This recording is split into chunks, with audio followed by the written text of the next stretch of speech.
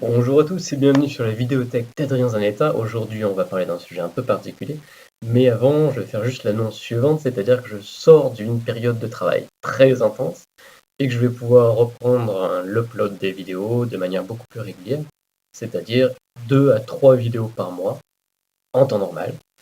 Et sur ce, plongeons-nous dans le sujet d'aujourd'hui qui est tout simplement de est-ce qu'il existe un âge ou un moment ou une situation dans laquelle il est trop tard pour commencer à travailler sur soi? Et directement aller à la conclusion, non, ça n'existe pas, il est strictement impossible d'être dans une situation ou un âge où il est trop tard ou impossible de travailler sur soi. Et cette idée-là même, elle est fondée sur quelques idées reçues que je m'évertuais à démolir tout simplement dans cette vidéo. Donc la première idée reçue, c'est selon laquelle il faut beaucoup de temps pour travailler sur soi. Alors, c'est pas vrai, étant donné que travailler sur soi, c'est un art. Comme tous les arts, vous pouvez y consacrer une intensité modulable.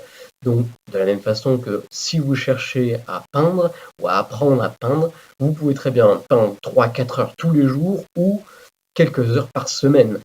Et évidemment, les progrès seront relatifs en fonction des gens et des efforts mis dans ces quelques heures par semaine ou même par mois, mais c'est quand même des progrès derrière. Donc, ce sera toujours mieux pour vous de faire le peu que vous puissiez faire, quelle que soit cette quantité de peu, et de le faire aussi bien que possible, quelle que soit cette bien, cette qualité que vous pouvez mettre dedans, qui s'améliorera évidemment avec le temps, que de ne rien faire du tout.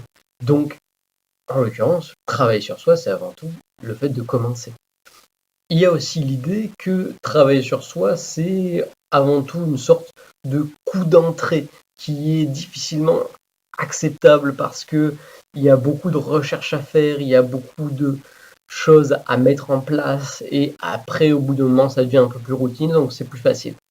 C'est complètement dénué de sens. N'importe qui a travaillé sur lui depuis un bon moment sait que ça devient jamais vraiment facile. Et au contraire, au début, c'est plus facile sur bien des aspects.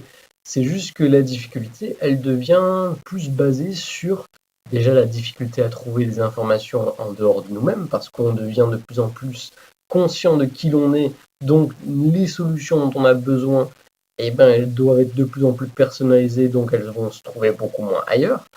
Et ça va devenir aussi un travail de subtilité et de technicité aussi parfois, mais c'est en aucun cas plus facile après. Si ça devient plus facile après, généralement, c'est que le travail, il est moins bien fait.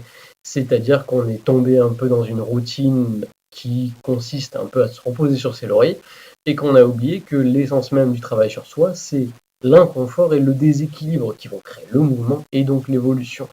Et au début, si le travail il est plus prenant et plus demandeur d'efforts en termes de recherche d'informations, autant en soi qu'à l'extérieur, recherche de modèles, etc., c'est pas nécessairement plus difficile, bien au contraire.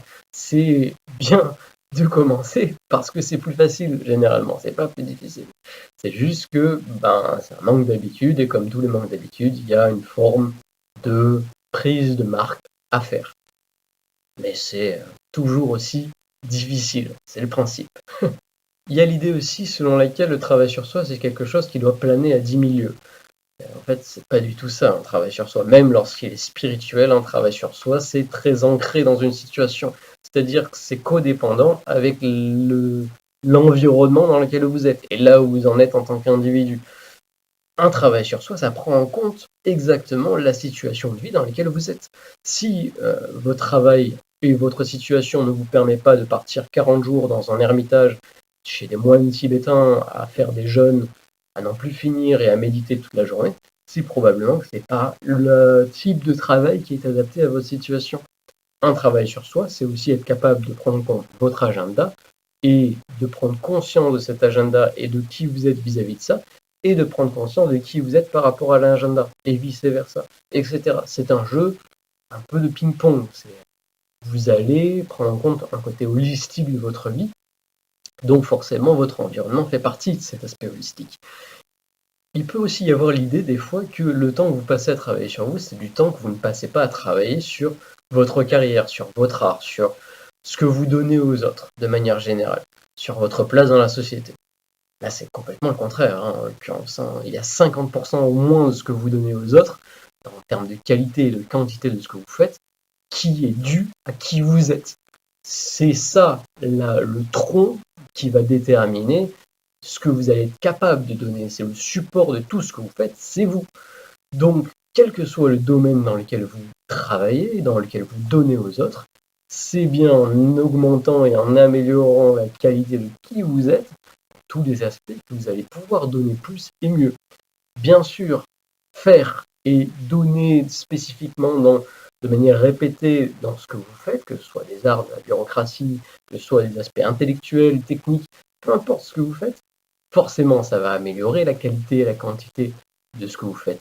Mais ça améliorera tout autant de travailler sur qui le fait. Si vous améliorez qui fait ce que vous faites, pas nécessairement vous allez améliorer la qualité globale du travail que vous fournissez. Donc c'est généralement une bien meilleure idée, après avoir passé des années à améliorer la technicité de ce que vous faites, d'améliorer qui vous êtes en développant qui vous êtes, en travaillant sur vous, pour améliorer la qualité du travail. Parce qu'il y a aussi un effet il y a beaucoup plus à gagner dans cet espace-là que dans cet espace-là au bout d'un moment. Donc ça complémente très bien en l'occurrence. Qu'une raison de ne pas travailler sur vous si vous souhaitez devenir meilleur à ce que vous faites. Au contraire.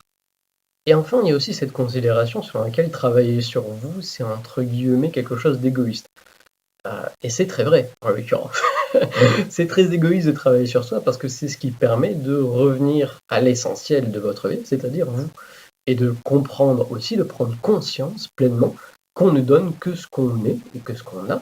Donc, se remplir d'amour et se mettre au centre de sa vie, c'est aussi la meilleure façon de mieux donner à l'autre. Et à commencer par ses proches. C'est-à-dire que le plus grand cadeau que vous puissiez faire à vos proches, c'est de devenir la meilleure version de qui vous êtes. Puisque 99% de ce que vous donnez à vos proches, c'est pas à travers les cadeaux, c'est pas à travers les attentions, c'est à travers ce que vous rayonnez, ce que vous êtes pleinement tout le temps avec eux.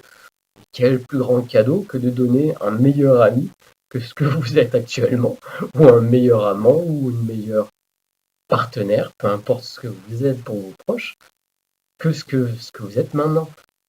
Et au-delà de ça, il y a aussi la considération de les générations futures. Puisque, que ce soit vos enfants, que ce soit vos petits-enfants, ou que ce soit les enfants du monde en règle générale, c'est finalement à travers ce que vous portez en ce moment, ce que vous allez transmettre à travers l'éducation, à travers votre présence, à travers la communication non verbale, toutes les peurs que vous avez, toutes les issues, toutes les choses que vous avez refusé de régler en vous émotionnellement, intellectuellement, spirituellement dans votre vie, et ben, elles vont être passées à la génération suivante à travers plein de façons.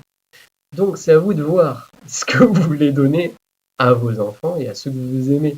C'est aussi la meilleure façon de laisser table rase de votre passé et d'éviter de transmettre toutes les dettes que vous avez refusé à un moment donné de traiter pour vous.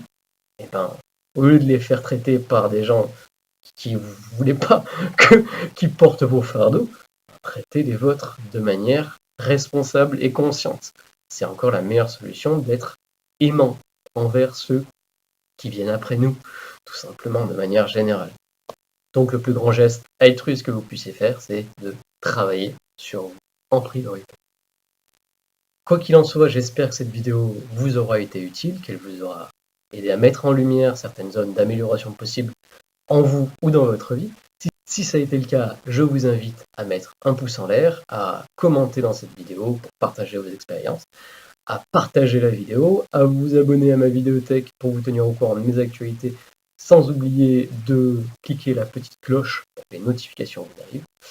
Et en attendant, je vous dis à bientôt dans une prochaine vidéo et que l'amour soit votre vie.